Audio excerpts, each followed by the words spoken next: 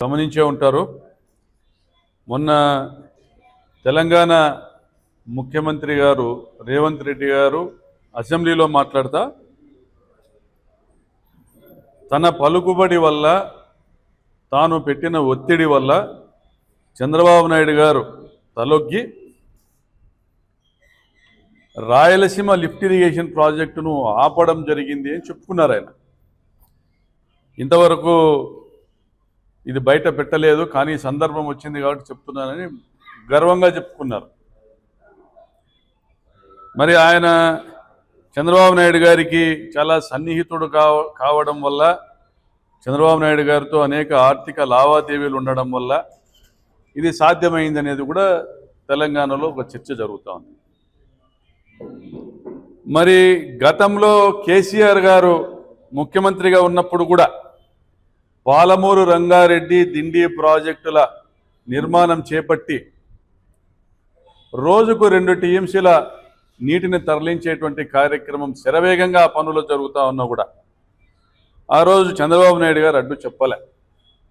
మరి ఆ రోజు చంద్రబాబు నాయుడు గారికి వచ్చిన ఇబ్బంది ఏంటంటే, ఓటుకు కోట్ల కేసు, అంటే ఓటుకు నోటు కేసులో ఎమ్మెల్సీలను కొనడానికి కోట్ల రూపాయలను వెచ్చిస్తూ కెమెరా ముందు దొరికిపోవడంతో చంద్రబాబు గారి మీద కేసు నమోదు కావడంతో ఆ రోజు రాష్ట్ర విభజన చట్టంలో భాగంగా రాజధానిగా 10 సంవత్సరాలు హైదరాబాదును ఉపయోగించుకునేటువంటి హక్కును కూడా వదులుకొని హైదరాబాద్ నుంచి పారిపోయి కరకట్టకు వచ్చి దాక్కున్నారు చంద్రబాబు నాయుడు గారు. మరి ఈ 2 సందర్భాల్లోనూ కూడా మనం గమనించాల్సింది ఏంటంటే, తెలంగాణలో ఈయనకున్నటువంటి విస్తృతమైన వ్యాపారాల వల్ల, హైటెక్ సిటీ చుట్టుపక్కల ఉన్నటువంటి వేలాది ఎకరాల భూముల వల్ల, అంటే దాదాపుగా లక్షల కోట్ల విలువ చేసేటువంటి ఆస్తుల వల్ల, ఆయనకున్నటువంటి విస్తృతమైన వ్యాపారాల వల్ల తెలంగాణ ప్రభుత్వాలతో ఆయన ఎక్కడ కూడా హక్కుల కోసం, రాష్ట్ర ప్రయోజనాల కోసం పోరాడేటువంటి దాఖలాలు ఎన్నడూ జరగలేదు, ఎన్నటికీ జరగవు అని స్పష్టమవుతా ఉంది. అంటే ఆయన తన స్వలాభం కోసం, తన సొంత ఆర్థిక ప్రయోజనాల కోసం, సొంత రాజకీయ ప్రయోజనాల కోసం ఆంధ్రప్రదేశ్ రాష్ట్ర రైతాంగపు హక్కుల్ని తాకట్టు పెడుతున్నాడనేది సుస్పష్టమైంది. ఇది గతంలో కేసీఆర్ గారు ఉన్నప్పుడు జరిగింది, మొన్న రేవంత్ రెడ్డి గారు చెప్పిన విధంగా ఇప్పుడు కూడా జరుగుతూ ఉంది. ఇంకొక ముఖ్య విషయం ఏంటంటే, ఈయన ఆంధ్రప్రదేశ్ రాష్ట్రాన్ని తాకట్టు పెట్టడము తెలంగాణతోనే సరిపుచ్చుకోలేదు. కేంద్ర ప్రభుత్వం, ఎన్డీఏ ప్రభుత్వము, చంద్రబాబు సహిత తెలుగుదేశం పార్టీ సహిత ఎన్డీఏ ప్రభుత్వం కేంద్రంలో ఉండగా, అంటే తమ ప్రభుత్వం కేంద్రము రాష్ట్రంలో 2 చోట్ల ఉండగా 2014లో అధికారంలోకి వచ్చినటువంటి ఆ ప్రభుత్వ సమయంలో పోలవరం ప్రాజెక్టును సంపూర్ణంగా తమ ఖర్చులతో తాము నిర్మిస్తామనేసి కేంద్రం హామీ ఉన్నప్పటికీ కూడా, విభజన సమయంలో ఇచ్చినటువంటి హామీ ఉన్నప్పటికీ కూడా, చట్టం ఉన్నప్పటికీ కూడా ప్రత్యేక హోదాను కూడా తాకట్టు పెట్టి, ప్రత్యేక హోదా మీరు మాకు ఇవ్వక్కర్లేదు, స్పెషల్ ప్యాకేజ్ ఇస్తే చాలు, కానీ పోలవరం ప్రాజెక్టు నిర్మాణం మేమే చేస్తాము, మాకు సంబంధించిన కాంట్రాక్టర్ల ప్రయోజనాలు, వారి ద్వారా నాకు రావాల్సినటువంటి ముడుపుల కోసము మాకే ఇవ్వండి అని ఈయన కేంద్రాన్ని కోరడము, పోలవరం ప్రాజెక్టు ఆ విధంగా చంద్రబాబు నాయుడు గారి చేతుల్లోకి వచ్చి ఈరోజు నిర్మాణానికి నోచుకోలేని పరిస్థితిలో నిలబడటం కూడా మనం అందరం కూడా చూసాం. రాష్ట్రానికి హక్కుగా రావాల్సినటువంటి ప్రత్యేక హోదా కూడా చంద్రబాబు గారు తాకట్టు పెట్టడం మనం అందరం కూడా చూసాం. అంటే రాష్ట్ర ప్రయోజనాలను తాకట్టు పెట్టడంలో చంద్రబాబు నాయుడు గారు గత అనేక సందర్భాల్లో తనను తాను రుజువు చేసుకుంటూ వస్తూ ఉన్నారు. అంతకుముందు కర్ణాటక ప్రభుత్వంతో కూడా ఆల్మట్టి నిర్మాణ సమయంలో ఢిల్లీలో చక్రం తిప్పుతా ఉన్నాను అని చెప్పుకునేటువంటి చంద్రబాబు నాయుడు ఆ రోజు రాష్ట్ర ముఖ్యమంత్రిగా ఉన్న సందర్భంలో కర్ణాటక ప్రభుత్వము ఆల్మట్టి డ్యామ్, కృష్ణానది పైన మన శ్రీశైలం డ్యామ్కి ఎగువన ఉన్నటువంటి ఆల్మట్టి డ్యామ్ ఎత్తును పెంచుతా ఉన్నా కూడా నిమ్మకు నీరెత్తినట్లుగా ఆ రోజు ఆయన నిశ్శబ్దంగా ఉండిపోవడం వల్ల, మౌనం దాల్చడం వల్ల మన రాష్ట్ర ప్రయోజనాలకు ఎంత భంగం వాటిల్లుతా ఉందో ఈరోజు అర్థమవుతా ఉంది. శ్రీశైలం డ్యాంకి కృష్ణానది నుంచి నీళ్ళు వచ్చేటువంటి పరిస్థితి లేదు. ఈరోజు శ్రీశైలం డ్యాంలో మనం ఏదైనా నీళ్లు చూస్తున్నామంటే మెజారిటీ తుంగభద్ర నది నుంచి వచ్చేటువంటి నీళ్లతోనే ఈరోజు శ్రీశైలం డ్యాంకు సంబంధించినటువంటి అవసరాలను కానీ, తెలంగాణ ప్రాజెక్టులకు కానీ, రాయలసీమ ప్రాజెక్టులకు కానీ నీళ్ళు ఇచ్చేటువంటి ఒక పరిస్థితి ఉంది. మరి తుంగభద్ర పరిస్థితి గమనిస్తే సంపూర్ణంగా దాదాపుగా 200 టీఎంసీల కెపాసిటీ ఉన్న తుంగభద్ర ప్రాజెక్టు టీబీ డ్యామ్ పూడిక వల్ల ఈరోజు కేవలం 100 టీఎంసీలకే పరిమితం కావడము, వర్షాలు పడేటువంటి రోజులు తగ్గిపోవడం వల్ల తుంగభద్ర నది నుంచి వచ్చేటువంటి జలాలు కూడా తగ్గిపోయినాయి. కానీ మనము కృష్ణానదిలోకి కలపాల్సినటువంటి నీళ్లు 32 టీఎంసీలు మాత్రమే తుంగభద్ర నదీ జలాలను. ఆ పైన ఉన్నటువంటి నీళ్లను, వచ్చేటువంటి నీళ్లను మనం వాడుకోవచ్చు, ప్రాజెక్టులు కట్టుకోవచ్చు. తుంగభద్ర డ్యాంకు దిగువన ఉన్నటువంటి అనంతపురం జిల్లాలో ఈరోజు హెచ్ఎల్సి కాలువ కావచ్చు, కర్నూలు జిల్లాకు వచ్చేటువంటి ఎల్ఎల్సి కాలువ కావచ్చు, ఇవన్నీ కూడా ఆ నీటికి నోచుకోవడం లేదు. పూడిక వల్ల నష్టపోతున్నాం, మనం సంపూర్ణంగా నీళ్ళు ఇచ్చుకోలేని పరిస్థితిలో ఉన్నాం. మరి అటువంటిప్పుడు సమాంతర కాలువ నిర్మాణం ద్వారా, రిజర్వాయర్ల నిర్మాణం ద్వారా పూడిక వల్ల మనం నష్టపోతున్న నీళ్లను మనము వినియోగించుకోవడము, మరి అదేవిధంగా 32 టీఎంసీలే కృష్ణాలో కలపాల్సిన అవసరం ఉండగా సంవత్సరానికి 100 నుంచి 200 టీఎంసీల నీళ్లు కృష్ణానదిలోకి కలవడం వల్ల మన హక్కులు కోల్పోతా ఉన్నాం. మరి ఆ నీళ్లను కూడా ఉపయోగించుకునేదానికి మనం ఆంధ్రప్రదేశ్ రాష్ట్రంలో ప్రతిపాదిత గుండ్రేవుల ప్రాజెక్టు నిర్మాణం చేసుకోవచ్చు. గుండ్రేవుల ప్రాజెక్టు నిర్మాణం చేసుకోవచ్చు. అదేవిధంగా అనంతపురం జిల్లాలో రిజర్వాయర్ల నిర్మాణం చేసుకోవచ్చు. మరి రాయదుర్గం ప్రాంతంలో కానీ, కాల్వపల్లి ప్రాంతంలో కానీ ప్రాజెక్టుల నిర్మాణాలకి డిపిఆర్లు సిద్ధంగా ఉన్నా కూడా చంద్రబాబు గారికి అది పట్టలే. మరి అదేవిధంగా గత అనేక సంవత్సరాలుగా 20, 21, 22 ఈ 3 సంవత్సరాల మినహా గత అనేక సంవత్సరాలుగా పోతిరెడ్డిపాడు నుంచి 100 టీఎంసీల నీళ్ళని తీసుకునేటువంటి హక్కు ఉన్నా కూడా ఏ సంవత్సరం కూడా మనం 30-40 టీఎంసీలకు మించి నీళ్ళని తీసుకోలేకపోతా ఉన్నాం.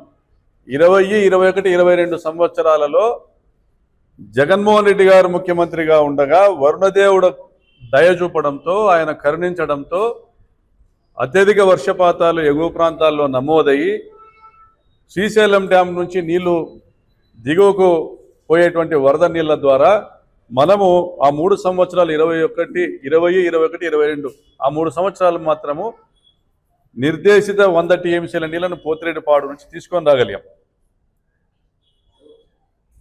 చంద్రబాబు నాయుడు గారు ఎంత గొప్ప మానవతావాదం మన విషయంలో రాయలసీమ, గ్రేటర్ రాయలసీమ ప్రాంత రైతులు వినాల్సిన అవసరం ఉంది. ఆయన ఎంత గొప్ప రైతు పక్షపాతం మనం వినాల్సిన అవసరం ఉంది. చంద్రబాబు నాయుడు గారు గతం 2014-19 కాలంలో ముఖ్యమంత్రిగా ఉండగా దేవినేని ఉమా అనే ఒక వ్యక్తిని ఇరిగేషన్ మినిస్టర్గా చేశారు. ఎందుకు చేశారో తెలుసా? అంతకుముందు చంద్రబాబు నాయుడు గారి హయాంలో జియో 69 వచ్చింది. ఆ జియో 69 సారాంశం ఏంటంటే 800 అంటే శ్రీశైలం ప్రాజెక్టు యొక్క ఎంటీడీఎల్ మినిమం డ్రాడౌన్ లెవెల్ని, కనీసం నీటి నిల్వ ఉంచాల్సినటువంటి ఆ లెవెల్ని 830 అడుగులకు దాన్ని కట్టడి చేయడం జరిగింది. చంద్రబాబు నాయుడు గారు అంతకుముందు 854 అడుగులు ఉండింది. అంటే 881 అడుగులలో నీళ్లు ఉంటే తప్ప పోతిరెడ్డిపాడు సంపూర్ణమైన సామర్థ్యంతో 44,000 క్యూసెక్కుల నీళ్ళని తీసుకొని రాలేదు. అతి తక్కువ వరద రోజులు ఉన్నటువంటి ఈ పరిస్థితుల్లో 881 అడుగుల నీటి నిల్వ సామర్థ్యంతో డ్యామ్ని మెయింటైన్ చేస్తే తప్ప, ఆ నీళ్ళని మెయింటైన్ చేస్తే తప్ప పోతిరెడ్డిపాడులో 44,000 క్యూసెక్కుల నీళ్ళు రావు. మరి ఇప్పుడు ఉన్నటువంటి 854 అడుగులు మినిమం డ్రాడౌన్ లెవెల్ నుంచి కూడా 10,000 నుంచి 15,000 క్యూసెక్కులు మించి నీళ్ళు తీసుకొని రాలేకపోతా ఉన్నాం. అటువంటిది దాన్ని తగ్గించి మరి ఆయన 830 అడుగులకే పరిమితం చేయడమే జీవో 69. దాన్ని రాజశేఖర రెడ్డి గారు వచ్చినాక కరెక్ట్ చేస్తే, సరి చేస్తే దేవినేని ఉమ ప్రకాశం బ్యారేజ్ మీద ధర్నా చేశాడు. దాని ఫలితంగా 14 తర్వాత ఆయన ఇరిగేషన్ మినిస్టర్ చేశాడు. అంటే రాయలసీమ ప్రయోజనాలకు వ్యతిరేకంగా పోరాడే వాళ్ళని ఇరిగేషన్ మినిస్టర్ చేసినటువంటి చంద్రబాబు నాయుడు కేంద్రంలో తను చక్రం తిప్పుతున్నానని చెప్పుకునే రోజుల్లో కూడా ఆ రోజుల్లో కూడా పాలమూరు రంగారెడ్డి పథకాన్ని అడ్డుకోలేని వ్యక్తి, దిండి ప్రాజెక్టును అడ్డుకోలేని వ్యక్తి, కనీసం అభ్యంతరాలు తెలపలేని వ్యక్తి, ఆల్మట్టి ప్రాజెక్టును ఎత్తు పెంచుతున్నా దాన్ని అడ్డుకోలేని వ్యక్తి, మరి ఈయన ఉండి ప్రయోజనమైంది? ఇట్లా వానికి ముఖ్యమంత్రి పదవి ఉంటేనే ఊడితేనేమి? ఇది నేను ఈరోజు ఒక అప్పీల్ చేస్తా ఉన్నా గ్రేటర్ రాయలసీమ ప్రాంత రైతాంగానికి. వరుణదేవుడు కరుణిస్తే తప్ప అనంతపురం జిల్లాలోనే రాయలసీమ ప్రాంతంలో వేరుశెనగ పండదు. అది సహజమే, రాజశేఖర రెడ్డి గారు హంద్రిని కాలువ తెచ్చేంత వరకు. మరి వరుణదేవుడు కరుణిస్తే తప్ప ప్రాజెక్టుల నిర్మాణం అయి ఉన్నా కూడా పోతిరెడ్డిపాడు నుంచి తాము పూర్తి సామర్థ్యంలో నీళ్లు తీసుకోలేని పరిస్థితిలో ఉన్నామన్న విషయాన్ని మన రైతాంగం గమనించాలి. ప్రత్యేకించి కడప, కర్నూలు, చిత్తూరు, నెల్లూరు, ఒంగోలు, అనంతపురం ప్రాంత రైతులు గమనించాల్సిన పరిస్థితి ఉంది. మరి ఇటువంటి పరిస్థితుల్లో చంద్రబాబు నాయుడు గారి చర్యల్ని సంపూర్ణంగా ఖండిస్తా ఉన్నాం. రేవంత్ రెడ్డితో కుమ్మక్కై రాయలసీమ లిఫ్ట్ ఇరిగేషన్ ప్రాజెక్టును ఆపడాన్ని సంపూర్ణంగా ఖండిస్తా ఉన్నాం. రాయలసీమ ప్రాంత నెల్లూరు, ఒంగోలు జిల్లా రైతులు అందరూ కూడా ఉద్యమించాల్సిన అవసరం వచ్చింది. ఈ ప్రాంతంలో ఉన్న తెలుగుదేశం పార్టీ శాసనసభ్యులు రాజీనామా చేయాలని డిమాండ్ చేస్తా ఉన్నాం. మరి ముఖ్యంగా ఈ సందర్భంగా తెలియజెప్పాల్సిన పరిస్థితి ఏంటంటే, పోతిరెడ్డిపాడు హెడ్ రెగ్యులేటర్ సామర్థ్యాన్ని 44,000 క్యూసెక్కులు పెంచిన రాజశేఖర రెడ్డి గారి ఆశయం నెరవేరాలన్నా, ఈ ప్రాంత ప్రయోజనాలు నెరవేరాలన్నా కూడా డ్యాంలో ఉన్నటువంటి సామర్థ్యము పూడిక వల్ల తగ్గిపోవడం వల్ల, మరియు తెలంగాణ విద్యుత్ అవసరాల కోసం 800 అడుగుల నుంచే 798 అడుగుల నుంచే నీళ్లను పంప్ చేసుకుంటా పవర్ ప్రాజెక్టుకు వాడుకుంటా కిందికి దిగువకు విడుదల చేస్తుండడం వల్ల, మరి అదేవిధంగా పాలమూరు రంగారెడ్డి పథకానికి 800 అడుగుల నుంచే నీళ్లను పంప్ చేస్తూ ఉండడం వల్ల 2 టీఎంసీలు ప్రతిరోజుకు మనము పోతిరెడ్డిపాడు దిగువన ఉన్నటువంటి సోమశిల డ్యాంకు కానీ, లేదా గండికోట కానీ, లేదా కర్నూలు, కడప, నెల్లూరు జిల్లాలో ఉన్నటువంటి సాగునీటి ప్రాజెక్టులు నిర్జీవమైపోతాయన్నటువంటి ఒక వాస్తవ పరిస్థితుల్ని గమనించి జగన్మోహన్ రెడ్డి గారు 800 అడుగుల నుంచే మనము కూడా ఒక 3 టీఎంసీల లిఫ్ట్ ఇరిగేషన్ స్కీమ్ ఏర్పాటు చేసుకొని పోతిరెడ్డిపాడుకు లిఫ్ట్ చేసుకోవాలనేటువంటి ఒక బృహత్ కార్యక్రమాన్ని మొదలుపెట్టి ఆయన శరవేగంగా పనులు చేస్తున్న సందర్భంలో ఇదే చంద్రబాబు నాయుడు గారు తమ తెలుగుదేశం పార్టీ కార్యకర్తల చేత, తెలంగాణకు సంబంధించిన వారి చేత ఎన్జీటీకి లేఖలు రాయించి, పిటిషన్లు పెట్టించి ఆ రోజుల్లో ప్రాజెక్టులను ఆపేటువంటి కుట్ర చేయడం జరిగింది. అయితే తాగునీటి అవసరాల దృష్ట్యా కొంత తగ్గించైనా కూడా మాకు అనుమతులు ఇమ్మనేసి ఎన్జీటీని రాష్ట్రము ఆ రోజు జగన్మోహన్ రెడ్డి గారి నాయకత్వంలో కోరడం జరిగింది. మరి మన దురదృష్టమో, మరి రేవంత్ రెడ్డి గారి అదృష్టమో, లేదా మరొకటో కానీ జగన్ గారు ఓడిపోవడము, మరి చంద్రబాబు నాయుడు గారు రావడము, మరి సంపూర్ణంగా ఎన్జీటీ దగ్గర కనీసం అప్పీల్ కూడా చేయకోకుండా ఈరోజు తెలంగాణ ప్రయోజనాలను, తెలంగాణలోని తన శిష్యుని ప్రయోజనాలను కాపాడుతా చంద్రబాబు నాయుడు గారు రాయలసీమ లిఫ్ట్ ఇరిగేషన్ స్కీమ్ని అటకెక్కించడాన్ని సంపూర్ణంగా అనంతపురం జిల్లా రైతాంగం తరఫున ఖండిస్తా ఉన్నాం. వైఎస్ఆర్ కాంగ్రెస్ పార్టీ దీన్ని ఖండిస్తూ ఉంది. మరి రాబోయే కాలంలోనైనా, ఇప్పుడైనా నువ్వు ఢిల్లీలో చక్రం తిప్పుతానో, తెలంగాణలో చక్రం తిప్పుతానో, నీ మిత్రులే కర్ణాటక, ఆంధ్రప్రదేశ్ రాష్ట్రాల్లో కూడా ముఖ్యమంత్రిగా ఉన్నారు. ఇప్పటికైనా కళ్ళు తెరచు చంద్రబాబు. అనంతపురం జిల్లా ప్రయోజనాలను నిజంగానే కాపాడాలని ఉంటే నువ్వు ఎలాగో హంద్రీనీవా నుంచి నీళ్ళని చిత్తూరు వరకు తీసుకొని పోతా ఉన్నావు. కనీసం ఆ సోర్స్లో మనకు ఏదైనా సామర్థ్యం పెరగాలంటే తుంగభద్ర నుంచి సమాంతర కాలువ తీసుకొచ్చి హంద్రీనీవాకు లింక్ చేయాలని కోరుతా ఉన్నాం. అదేవిధంగా నువ్వు డిపిఆర్ చేపించినానని చెప్పుకుంటున్న గుండ్రేవుల ప్రాజెక్టును కూడా వెంటనే టేకప్ చేయాలి. అదేవిధంగా ఇప్పుడు కేంద్ర ప్రభుత్వము ఒక బ్రిడ్జిని నిర్మాణం చేస్తుంది, సమాంతర నేషనల్ హైవేని ఏర్పాటు చేస్తూ ఉంది హైదరాబాద్ నుంచి కర్నూలు జిల్లాకు. అది శ్రీశైలం డ్యామ్కి ఎగువన